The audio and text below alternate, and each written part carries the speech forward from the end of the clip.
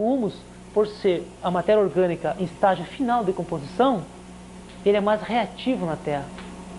Por ele ser pequenininho, ele é mais reativo. Essa questão de humus pode levantar, que eu sei que tem que ser bem explicada, porque a primeira vez assim, fica difícil de se entender, eu sei. Terra também, né? Em vasos, né? E sendo que o humus é superior, ou seja, o adubo da minhoca é humus. O teor de humus é maior no adubo da minhoca, em relação ao esterco, em relação a outros fertilizantes orgânicos. Então é até interessante que o adubo de minhoca, além de ter humus em grandes quantidades, né, ele ativa o solo. Em que sentido? Ele retém os outros nutrientes que estão no solo. Ele segura, não deixa que seja lavado. Eu vou falar mais na frente para vocês, vai ser agora. Então a vantagem do humus sobre os outros fertilizantes orgânicos é essa aqui, ó.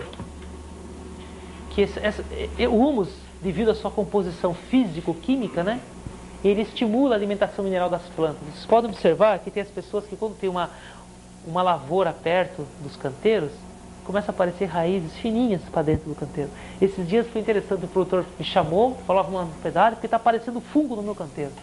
Quando ele falou fungo, parece ele falou umas hifas brancas, eu já saquei, é raiz de planta. Aí eu fui lá, ele tinha um sapezal em volta, aí a raiz da gramínea, né, estava tudo indo para o canteiro. E uma outra produtora também, ela tinha um pé de mamão próximo. Quando eu fui ver, a raiz do mamão estava tudo para dentro. Porque há uma afinidade da raiz, devido à composição do humus, né? Há uma afinidade de atração das raízes para esse material. E o humus no solo, olha o que ele faz.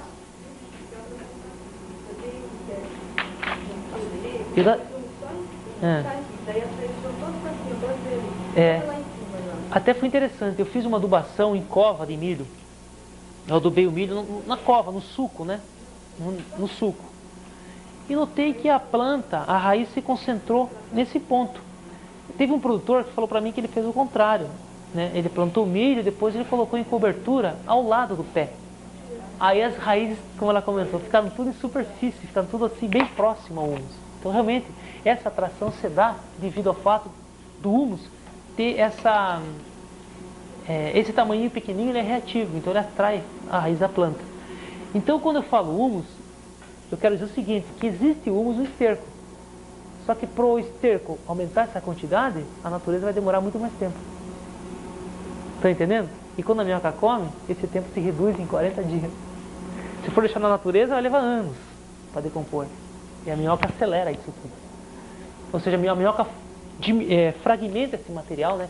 Quebra ele em pequenas partículas, que fica mais acessível aos micro-organismos, né, que aceleram a decomposição.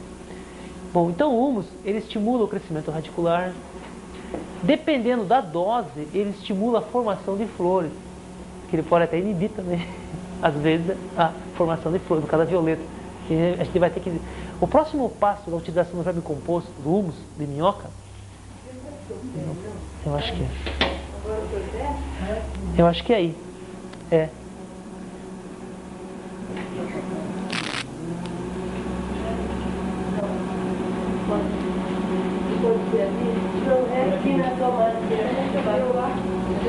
Acendeu. Não, é que eu deixei no ventilador. Então o próximo passo, assim, em função do adubo da minhoca, vai ser determinar quais as doses deverão ser feitas para cada cultura, né?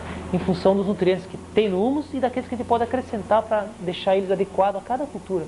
Para a produção de flores, tem que ter um balanço de nutrientes para que não comprometa a floração. Porque na violeta a gente nota que quando você coloca o adubo ali a olho, assim, né, sem uma dose recomendada, ou melhor, até sem dose recomendada, porque não tem nenhum trabalho feito a esse respeito, a gente nota que há um crescimento exagerado de folhas, de folhas, né?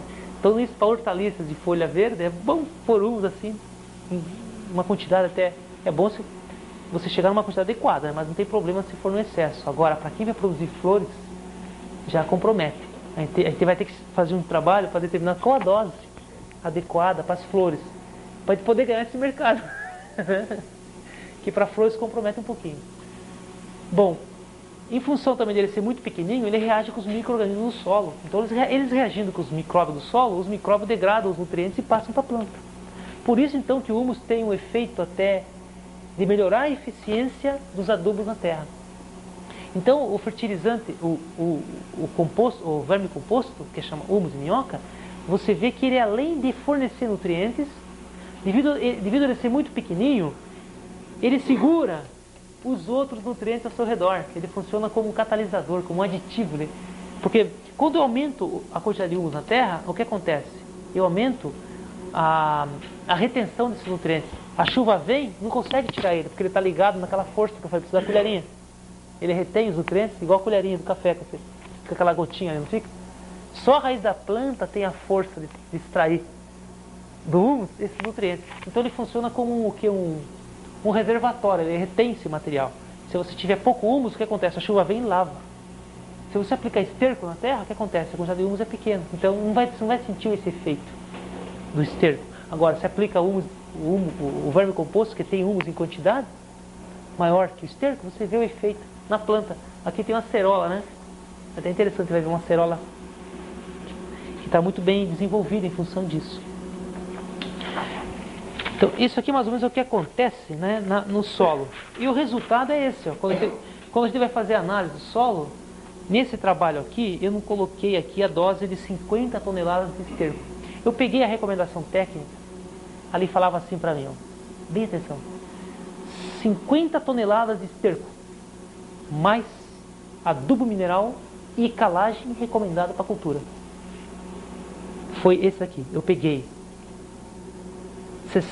50 toneladas de esterco, mais calagem, mais a dose recomendada para a cultura. Aí eu peguei, bom, se 50 é o máximo, então eu vou pegar 20 de humus, 40 e 60. Só coloquei, nos vasos eu coloquei 40, 20, 40 e 60. E no outro, adubação mineral conforme a recomendação técnica. Quando eu fui colher o rabanete, ó, a adubação de 20 me deu uma produção igual àquela obtida com adubação mineral, mais calagem e mais 50 de esterco. Aí quando eu fui fazer a análise do solo, no solo que eu apliquei esterco, de 4 ele foi para 28, com 50 toneladas de esterco, de fósforo. Fui lá no fósforo, fiz a análise, olhei, de 4 que tinha, quando eu coloquei 50 de esterco, foi para 28 de fósforo. Quando eu coloquei 20 de humus, foi para 83. Quando eu coloquei 40, foi para 125. Entende? Então quer dizer que entre 20 e 40 seria a dose, que depois daquela curva de queda, né? Seria a minha dose limite que eu posso aplicar por rabanete. Então, naquela